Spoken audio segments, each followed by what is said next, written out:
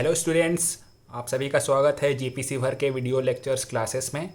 आज हम पढ़ेंगे 6 सेमेस्टर एडवांस कम्युनिकेशन सिस्टम की सेकेंड टॉपिक का नाम है sky wave propagation. Sky wave propagation students, last class में हमने पढ़ा था ground wave propagation. Ground wave propagation में जो थी हमारी मीडियम, ट्रांसमिशन मीडियम जिसके थ्रू वेव ट्रांसफ़र होते थे, वो क्या थी स्टूडेंट? वो थी ग्राउंड। तो नाम से ही लग रहा है हमारा स्काई वेव प्रोपेगेशन में ट्रांसमिशन मीडियम क्या होगी स्टूडेंट्स? ट्रांसमिशन मीडियम होगी स्काई। स्काई वेव प्रोपेगेशन में ट्रांसमिशन मीडियम जो है स्काई वेव प्रोपेगेशन में स्टूडेंट्स, वो क्या है? स्काई। मतलब जो वेव ट्रेवल होगी किसके थ्रू? वेव ट्रेवल होगी स्काई के थ्रू। किसमें? स्काई वेव प्रोपेगेशन में। मतलब this system uses sky as a medium of propagation. Okay, अब हम जानेंगे सेकेंड चीज़ जो है इसकी रेंज। जैसा कि हमने ग्राउंड वेव प्रोपेगेशन में देखा था, जो रेंज क्या थी? A few kilo hertz to 2 mega hertz. मतलब 2 मेगा हर्ट्ज तक फ्रीक्वेंसी हम ट्रांसफ़र कर पाते थे ग्राउंड वेव प्रोपेगेशन में, और स्काई वेव प्रोपेगेशन में हम ट्रांसफ़र कर सकते हैं 2 मेगा हर्ट्ज से लेकर 30 मेगा हर्ट्ज तक। ये मतलब इसकी रेंज क्या है? रेंज जो है वो ग्राउंड वेव प्रोपेगेशन से ज़्यादा है। स्काई वेव की रेंज जो है वो ग्राउंड वेव प्रोपेगेशन से ज़्यादा है स्टूडेंट्स। ठीक है। और ग्राउंड वेव प्रोपेगेशन जो थी ग्राउंड को अपना मीडियम लेती थी। स्काई वेव प्रोपेगेशन जो लेती है स्काई को अपना मीडियम बनाती है।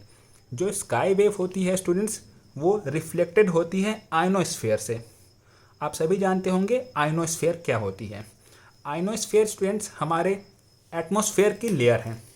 जैसा कि आप जानते हैं हमारे एटमॉस्फेयर की ढेर सारी लेयर हैं, उसमें से एक लेयर आयनोस्फीयर है। मैं एटमॉस्फेरिक लेयर के बारे में कुछ बताना चाहूँगा स्टूडेंट्स।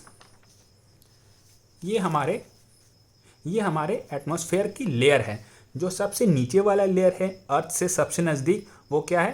ट्रोपोस्फेयर। उसके बाद है स्ट्रेटोस्फेयर, मेसोस्फेयर, थर्मोस्फेयर, आयनोस्फेयर और एक्सोस्फेयर। और आप सभी को मैं असाइनमेंट देना चाहता हूं कि इस सभी लेयर्स जो हैं, जितनी भी 6 लेयर्स हैं, सारे का लेंथ कहां से कहां तक है ये आप लोग जानिए और कमेंट सेक्शन में कमेंट कीजिए। ठीक है। तो हमारे पास 6 लेयर कौन कौन से हैं? Troposphere, stratosphere, mesosphere, thermosphere, ionosphere और एक्सोस्फेयर। आप सभी इसी सीक्वेंस में याद रखेंगे।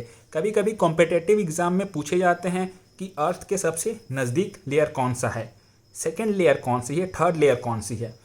तो आपको मैं याद करने के लिए एक ट्रिक बता देता हूँ, जिससे आपको ये लेयर इस सीक्वेंस में याद रहेगी। देखिए, TSMTIE आप याद कैसे रखेंगे? आप एक चीज़ याद रख लीजिए। याद क्या है? तुमसे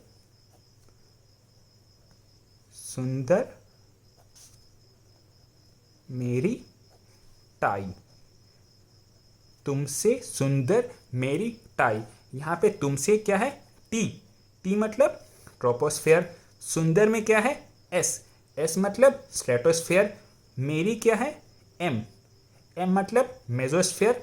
TIE थर्मोस्फेयर, आयनोस्फेयर और एक्सोस्फेयर।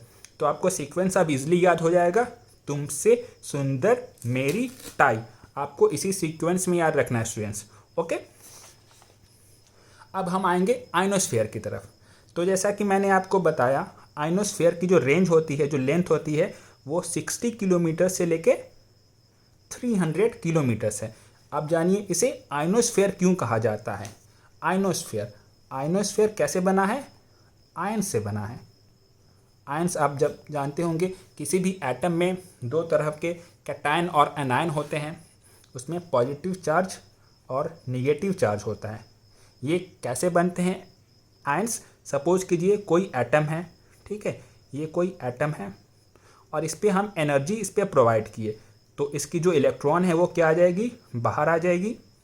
इलेक्ट्रॉन बाहर हो गई और एटम कैसे हो गई? पॉजिटिवली चार्ज हो गई। तो यहाँ पे हमें एक निगेटिव चार्ज और एक पॉजिटिव चार्ज बना। ये दोनों क्या हो गए? आयंस हो गए। इसी कॉन्सेप्ट पे बेस्ड है आयनोस्फेरिक प्रोपगेशन, जिसे हम लोग बोलते हैं स्काई वेव प्रोपगेशन। यहाँ पे क्या हो रहा है स्टूडेंट्स, जैसे जब भी हम किसी सिग्नल को ट्रांसमिट करते हैं जो इस फ्रीक्वेंसी रेंज के अंदर हो, 2 मेगाहर्ट्ज टू 30 मेगाहर्ट्ज।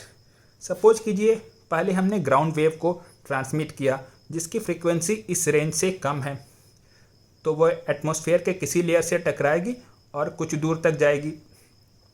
अब हमने क्या किया, फ्रीक्वेंसी इंक्रीज किया, तो और फ्रीक्वेंसी जैसे जैसे बढ़ेगी वैसे वैसे क्या बढ़ेगी, उसकी एनर्जी बढ़ेगी।